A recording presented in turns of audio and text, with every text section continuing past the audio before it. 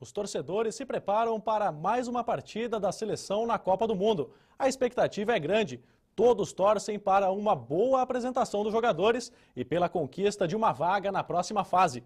Esse é um dos assuntos do Diário TV deste sábado, que tem ainda.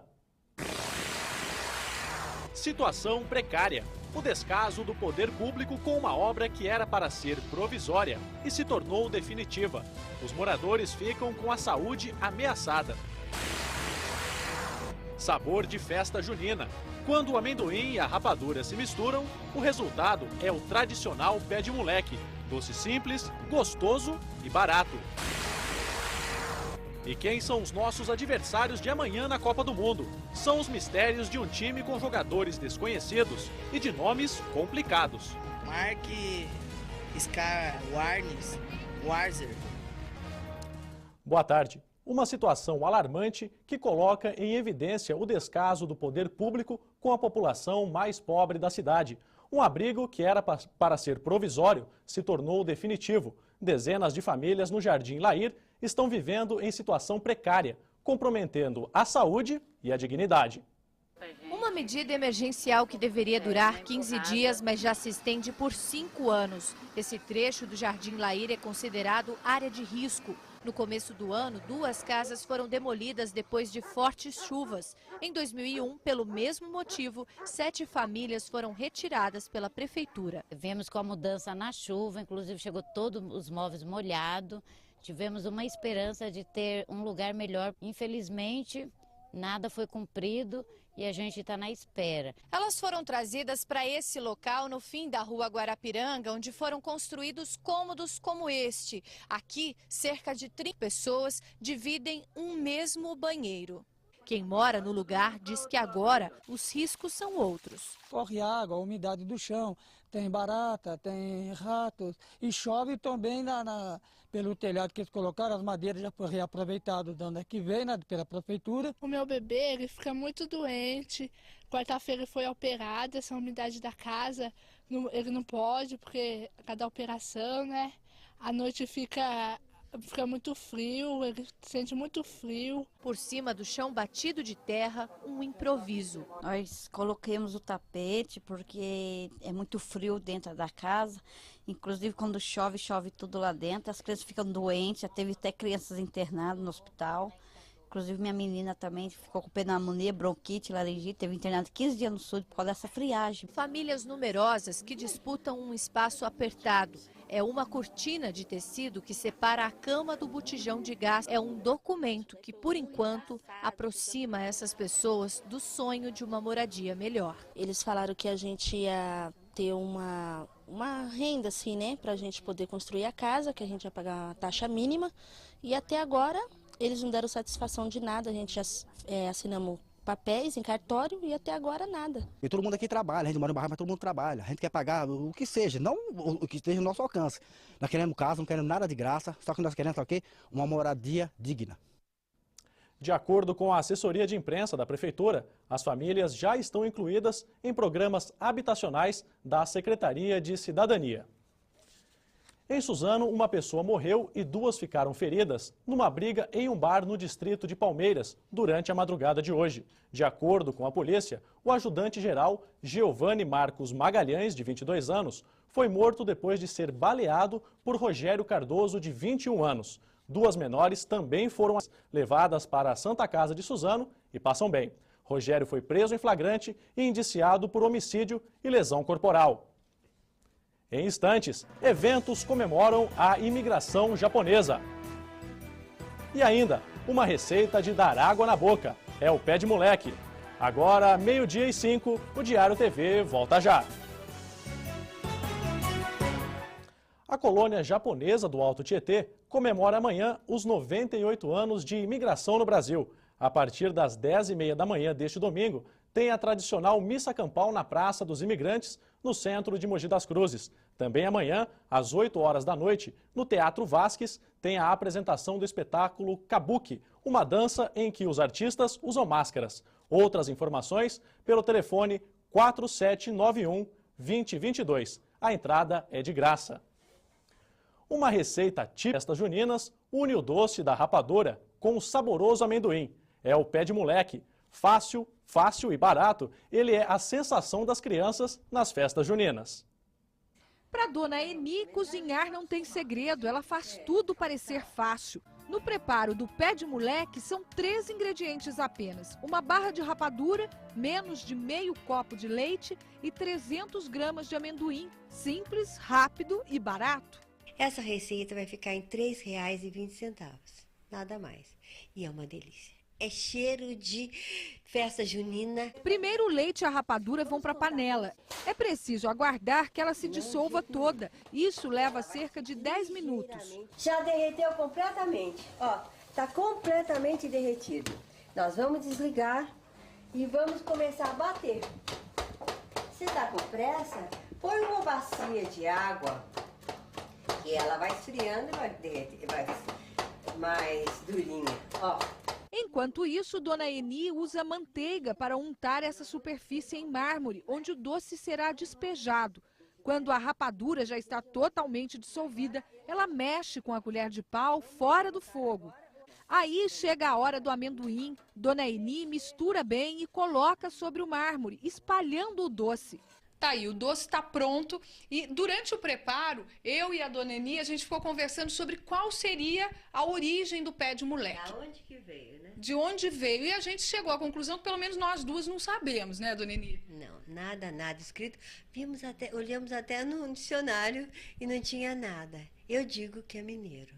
Pois é, só que a rapadura é nordestina. É nordestina. Então tá difícil, né?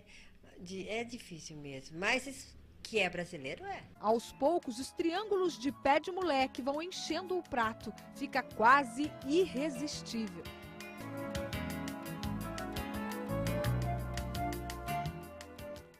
E todo esse frio já mostra que o inverno está chegando, mas o tempo não deve mudar muito hoje. Confira na previsão.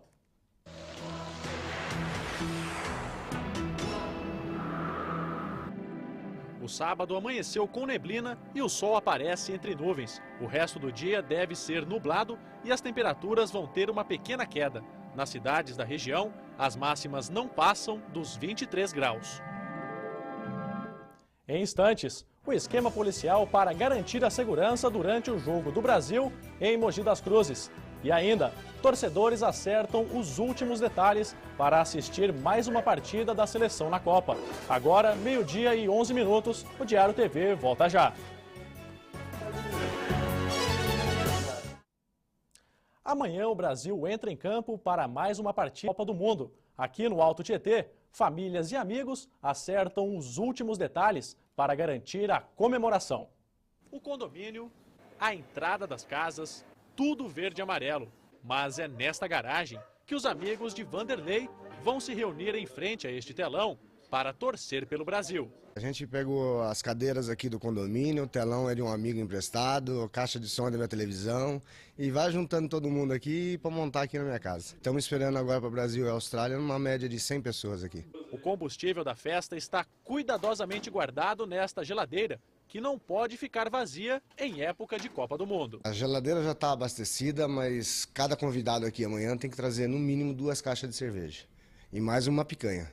Tudo isso para comemorar a vitória. Com certeza, Brasil 5-0. Para este grupo de amigos, o aquecimento também já começou. Antes que a seleção entre em campo contra a Austrália, os preparativos da festa não param. O telão e o uniforme da torcida têm que estar prontos até amanhã. Só falta acertar, colocar as coisas no lugar e ficar esperando as pessoas chegarem para comemorar. Mas para que tudo isso dê certo, é preciso um ingrediente fundamental: uma vitória convincente do Brasil. Tem que ganhar de bastante, né? Depois dos hermanos terem feito 6, não dá para ganhar de pouco, não. E quem se prepara para esse jogo é a Polícia Militar, que montou um esquema especial de segurança para a partida. Alcides Dias Correia Neto é capitão da Polícia Militar. Boa tarde, capitão. Boa tarde. Bom, capitão, por que essa preocupação da polícia com o jogo de amanhã? Bem, no último jogo nós tivemos em alguns pontos da cidade concentração de torcedores comemorando a vitória. Isso trouxe alguma preocupação para a polícia que pretende evitar excessos e que a segurança das pessoas fique em risco em razão desses excessos. O que mais preocupa a polícia nesses dias de jogos? O uso excessivo da bebida alcoólica muitas vezes acaba acarretando atitudes que levam a risco outras pessoas que transitam pelas vias da cidade. E qual é a dica que o senhor dá, então, para que essas pessoas que vão assistir o jogo, para que não cometam nada de errado? O uso da bebida alcoólica, principalmente, usá-lo com moderação e não misturar bebida com direção de veículo, que é sempre um risco. Certo. Para quem vai ver o jogo na rua, num bar ou em algum outro ponto da cidade, as dicas são as mesmas. O que o senhor recomenda para essas pessoas para que não cometam abusos? Moderação nas atitudes e conte sempre com a Polícia Militar. Ela vai estar presente e em qualquer situação de risco, qualquer normalidade, procure o policial, ele está pronto para ajudá-los. Certo. A polícia pode procurar, qual é o telefone, capitão? 190 é o telefone de emergência, vai estar à disposição de todos. Tá aqui. Muito obrigado pela participação. Boa tarde. Boa tarde. E os nossos adversários de amanhã são muito conhecidos pela torcida. Eu fui às ruas de Mogi das Cruzes e percebi que o time da Austrália ainda é um mistério. O Aloysio, Viduca está no comando. Aloysio levou bonito, que lance, bateu. Gol! Tem gente que nem se lembra que a terra do canguru vai jogar contra o Brasil. Primeiro é a Croácia, depois eu sei que o Japão é o último. O segundo é Dinamarca. Não sei não, nem tô ligado não. Japão. Tá errado. Alemanha. Tá errado. É a Austrália. Austrália, eu falei a Dinamarca, é a Austrália.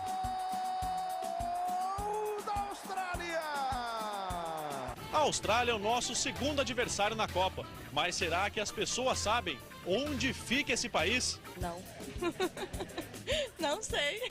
Faço a mínima ideia. Conhece alguma coisa da Austrália? Não. E o torcedor que anda mal de geografia e não está muito familiarizado com a cor do uniforme australiano. Qual é a cor do uniforme da Austrália? Ih, rapaz, você me pegou. Que pergunta é essa? Eu nem imagino. Branco, vermelho.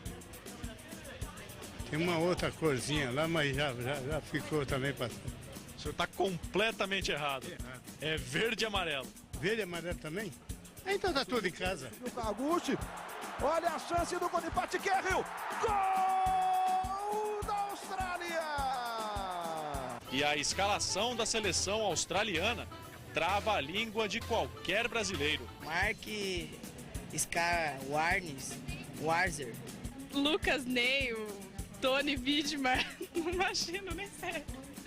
Tio Caio, Scott Shipfield, Tony Popovic, Brett Emerson, Vince Grella, Marco Brescia, Kieran, Mark Viduca. Eu tentei, né? Já ouviu falar de algum desses jogadores aí ou não? Não, nenhum. Mas o que todo mundo sabe, ou pelo menos acredita, é que o Brasil não vai decepcionar nessa Copa. Vou torcer para o Brasil e para o Japão, por causa do galinho de Quintinho. Acho que vai ser difícil pro Brasil ou não? Acho que não, hein? Vai ser facinho, acho. Vai ser fácil, com certeza. Falou, obrigado. Perna esquerda, bateu pro gol. Gol do Brasil! Só lembrando, Brasil e Austrália jogam amanhã à 13h. Você acompanha essa partida aqui na TV Diário. E uma última informação. Os presos do Centro de Detenção Provisória de Suzano começaram uma rebelião. De acordo com a polícia, 8 agentes penitenciários são mantidos reféns. Neste momento, o diretor da unidade, Ari Camargo Barbosa, negocia com os detentos a liberação dos funcionários e o fim do motim. Viaturas da Polícia Militar já estão no local. A reportagem completa você assiste no Diário TV, segunda edição, logo depois de Sim a Moça. Uma ótima tarde para você.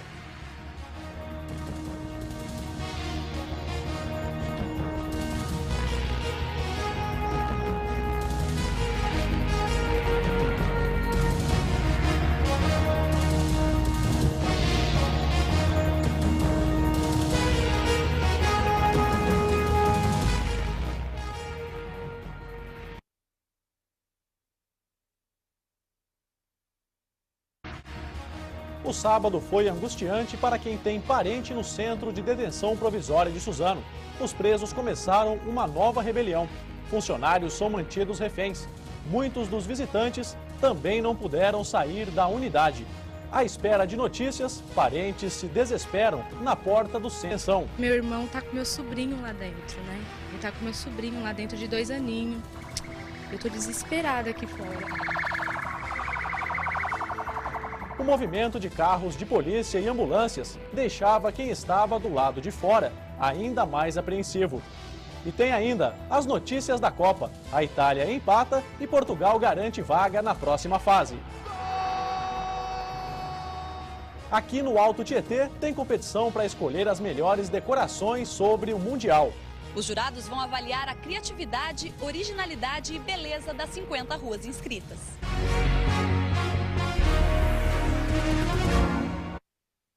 Boa noite. Terminou há pouco a rebelião no Centro de Detenção Provisória de Suzano.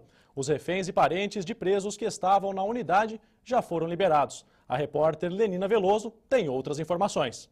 De acordo com a polícia, os detentos aqui de Suzano teriam recebido ordens de facções criminosas do interior para iniciar o motim. No começo da tarde, 8 agentes penitenciários eram feitos reféns. Há pouco, um passou mal e foi levado de ambulância aqui do Centro de Detenção Provisória. E ainda hoje você vai ter mais informações sobre a rebelião no CDP de Suzano. Em Biritiba Mirim, 2 homens entraram numa loja, renderam os funcionários e roubaram R$600 em dinheiro e alguns objetos. Com eles, a polícia ainda encontrou uma arma. Tiago Alberto dos Santos, de 20 anos, e Roberto Araújo da Glória, de 19 anos, foram presos em flagrante por roubo. Eles devem ser transferidos para o Centro de Detenção Provisória de Mogi das Cruzes ainda hoje. Mais de 28 mil pessoas se reuniram para participar da Marcha para Jesus. Esta foi a 3ª edição da marcha. Membros de igrejas evangélicas se reuniram na Praça da Bíblia em Mogi das Cruzes. Acompanhados por trios elétricos, eles saíram em procissão pelas ruas da cidade, com cartazes e faixas com frases da Bíblia. Em instantes, os gols da Copa neste sábado. E também, concurso de Poá vai premiar decorações mais originais e criativas sobre o Mundial da Alemanha. A gente está caprichando nele para ver se ele capricha pra gente, né?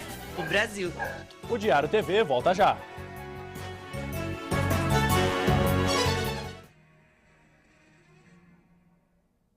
E começou neste final de semana o Festival de Orquídeas do Itapetí. São cerca de 10 mil exemplares da flor. Além das plantas, a comida típica japonesa e artesanato. A exposição vai até o dia 2 de julho e funciona de sexta a domingo. Amanhã o horário é das 9 da manhã às 5. A entrada é de graça. O endereço é Estrada do Tabuão, quilômetro 25, no bairro do Itapetí. O telefone para informações é o 4795-3060. Ainda faltam 4 dias para o inverno. Mas no campo, o agricultor já enfrenta as pragas e doenças que diminuem a produção nos meses mais frios do ano. Para reduzir esses prejuízos, vale a pena ficar atento a detalhes que fazem a diferença na saúde da planta. No campo, as verduras também sentem a chegada do inverno. Tem dois problemas de doença de fungos, né? Seria o míldio, né? Que ela ataca as folhas mais velhas das alface.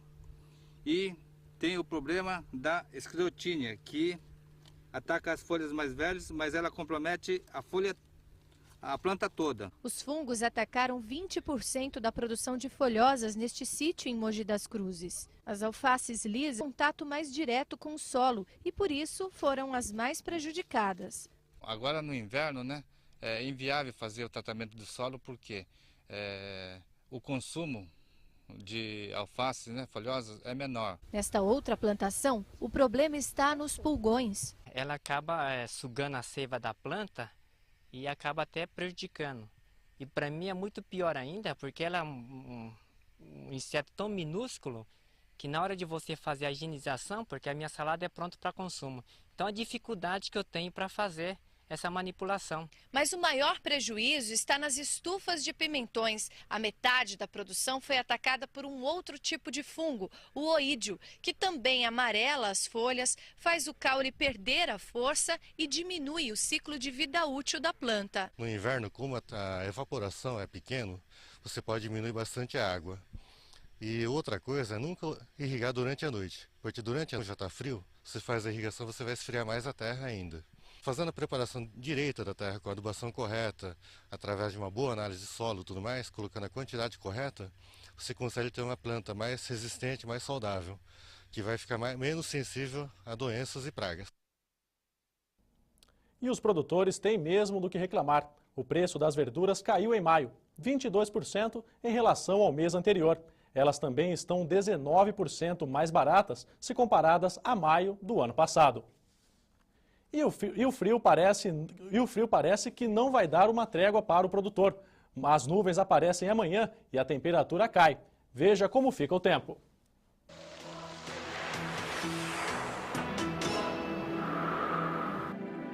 A massa de ar seco que está sobre a região não muda as temperaturas. Neste domingo de Jogo do Brasil, o céu fica nublado, mas não vai ter chuva. As mínimas começam com 12 graus e as não passam de 20. Quem disse que futebol é só coisa de homem? Na Alemanha, as brasileiras mostram que podem até não discutir e entender desse esporte tanto quanto o sexo masculino. Mas uma coisa é certa, elas dão mais charme ao Mundial. Os homens estão em maior quantidade e alguns, como sempre, demonstrando muito machismo. 90% das brasileiras não sabem nada de futebol, gente. É por isso que 95% dos maridos estão aqui. A mulher não entende nada de futebol. As mulheres que vão pro estádio, elas só vão lá para ver as pernas de jogadores, Roberto Carlos, ficam só lá, Roberto Carlos, Cacá lindo, que não quer ver nada de futebol, só olha aí, são as Marias Chuteiras, as famosas Marias Chuteiras. Mas aqui na Copa da Alemanha, as mulheres querem quebrar todos esses mitos. As brasileiras podem ser vistas em todos os cantos de Berlim, mostrando sempre muito charme e bom humor. A Copa do Mundo é nossa, correrá, não há quem possa. Elas fazem questão de exibir com orgulho as cores do nosso país. Só não abrem mão de uma superprodução a cada passeio pela cidade. Tem que ser de tudo, né? Quanto mais coisa, melhor. Fitinha, brinco, bolsa, nenhum detalhe pode ser esquecido. Mas aí foram várias malas, entendeu? E uma preparação de muito tempo antes. E aí junta tudo, mistura tudo de todo mundo e dá nisso. No grupo foi escolhida até uma maquiadora. Maquiei todo mundo, somos 8 mulheres. As mulheres estão dominando aqui na Alemanha, entendeu? Estão dominando. E lindas para fazer o filme do nosso país. E elas realmente pensam em tudo. Trouxeram até uma bola diferente para este Mundial. Ela é mais leve, ela não dói. A gente consegue administrar o que a facilidade feita pra gente. E entre um passeio e outro, elas aproveitam para bater uma bolinha nos parques de Berlim. Ó, profissional! Quem disse que mulher não sabe jogar futebol? Olha lá! Com brasileiras, não há quem possa!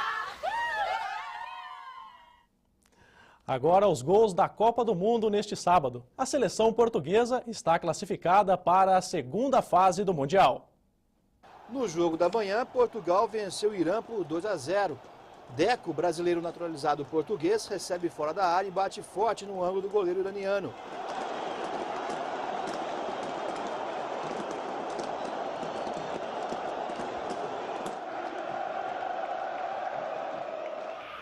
No segundo tempo, em jogada individual, Figo sofre pênalti. Cristiano Ronaldo cobra e faz 2-0.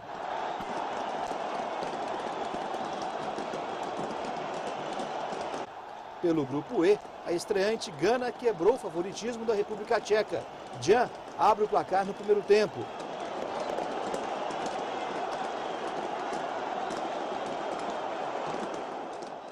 No segundo, o mesmo Jan perde um pênalti. Mas Montari acerta um belo chute e faz o segundo dos ganeses.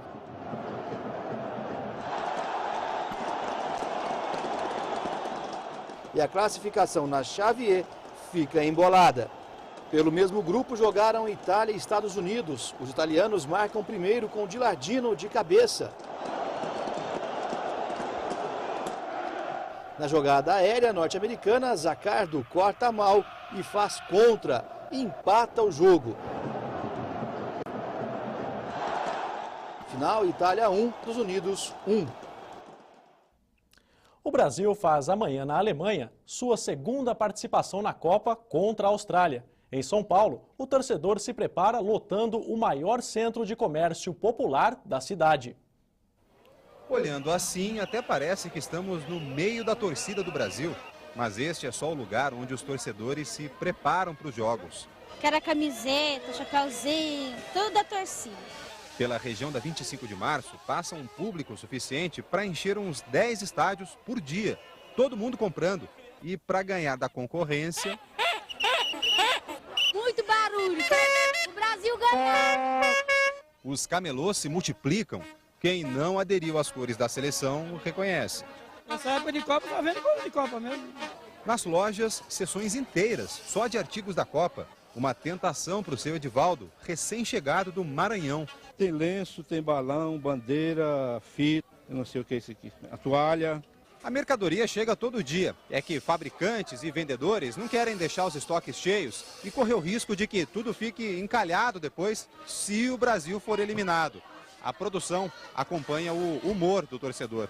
Basta ver o que aconteceu depois do primeiro jogo e primeira vitória do Brasil. Nós tínhamos uma perspectiva de um crescimento em torno de 5% a mais da venda de 4 anos atrás. A partir do jogo do Brasil, nós estamos com um crescimento em torno de 9% e as fábricas estão fabricando, chega a mercadoria, vai para a área de venda, passa 1, 2 horas, já acaba, tá uma loucura. No fim das contas, o que o torcedor quer, no fundo, é ficar meio parecido com os ídolos da seleção. O Gustavo, nós não pode ver o Ronaldinho na televisão que ele começa a gritar. Inclusive eu rapetei a cabeça dele para ficar igual do Ronaldinho. Né, Gustavo? E a Copa do Mundo mexe realmente com o brasileiro. Nas ruas e casas faltam decorações com bandeiras e desenhos que lembram os jogadores da seleção. Em Poá, um concurso vai eleger as ruas mais criativas e originais. De bandeiras do Brasil pintadas no asfalto, as ruas de Poá estão cheias. Mas nesta aqui, o maior símbolo da seleção não é só representado no chão. É na imagem formada pelos fitilhos coloridos que está o principal destaque da decoração feita pelos moradores. A gente estava cortando fitilho, pensando que era para enfeitar a rua, não para bandeira. Aí quando nós chegamos lá e vimos a bandeira e falamos que a bandeira ia ser toda de fitilho, falei, vai ter que cortar fitilho até. Para a rua Presidente Vargas, na Vila Monteiro, entrar no clima da Copa do Mundo, os vizinhos gastaram cerca de R$650 e muita energia para enfeitar os 800 metros. Todo mundo cooperou, né? Um com uma parte, outro com uma outra parte, todo mundo cooperou financeiramente, com material, estava todo mundo unido, né? Foi um clima bem Copa mesmo. Esse capricho é para homenagear a seleção brasileira de futebol e também impressionar os jurados do concurso que vai eleger as ruas com as melhores decorações. A criatividade e a beleza são alguns dos critérios avaliados. O material a ser utilizado são praticamente o mesmo, né? Então nós estamos vendo a criatividade que as pessoas, que o grupo utilizou para poder estar decorando a rua. No total, 50 ruas foram inscritas no concurso. E já que a originalidade vai contar muito para as notas dos jurados, nesse lugar aqui foi pintado até um campo de futebol, já com o famoso quadrado mágico. Kaká, Ronaldo, Adriano e Ronaldinho Gaúcho, que pelo jeito é o ídolo dos moradores daqui. O jogador considerado o melhor do mundo também foi homenageado com esta caricatura que termina de ser pintada. Mais do que os outros desenhos da rua, este recebe atenção especial e dá para adivinhar por quê. A gente está caprichando nele para ver se ele capricha pra gente, né? Pro Brasil. Com a organização, o resultado do concurso deve sair depois que terminar a Copa. E não se esqueça, amanhã tem Brasil e Austrália e você acompanha esse jogo aqui na TV Diário a partir da 1h da tarde. Veja a seguir, familiares de presos passam o dia à espera de informações no CDP de Suzano. Eu tô desesperada aqui fora. O Diário TV volta já.